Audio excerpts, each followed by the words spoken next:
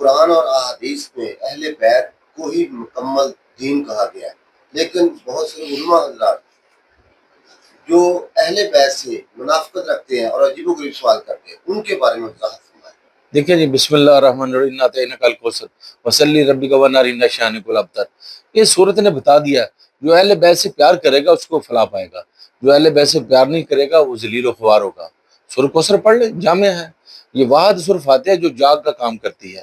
دودھ جتنا مرضی ہو، جاگ نہ ہو تو وہ خراب ہو جاتا ہے، اور سورہ کوثر ایک جاگ ہے، اور یہ اہل بیت کے لیے ہے سورہ کوثر۔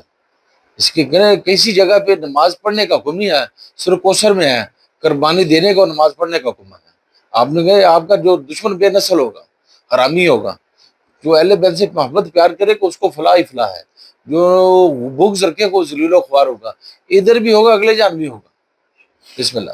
مرشد، یہ اہل بیت دین، ان کے بغیر دین مکمل نہیں ہوتا، اور سورۃ الکوثر میں مکمل ذکر ہے۔ سورۃ الکوثر کے بارے میں کوئی وظائف جو کرنا چاہتے ہیں اس کی؟ دیکھیے سورہ کوثر ام القرآن ہے، ام الشفاء سورہ فاتحہ۔ اس کا طریقہ ہے آپ پہلے پڑھیں بسم اللہ، ہر وظیفہ کرنے کے پہلے بسم اللہ اشد ضرورت ہے کہ اس میں کوئی نیگیٹیوٹی نہیں آتی، مطلب کوئی نقصان والا۔ پہلے اگر آپ نے بسم اللہ آپ نے پڑھ لی ہے بسم اللہ الرحمن الرحیم، اس سے وظیفہ شروع کیا، اس میں آپ کو کوئی نقصان آپ کو نہیں پہنچے گا۔ بسم اللہ نہیں پڑھے گا تو پھر نقصان ہونے کا خطرہ ہے۔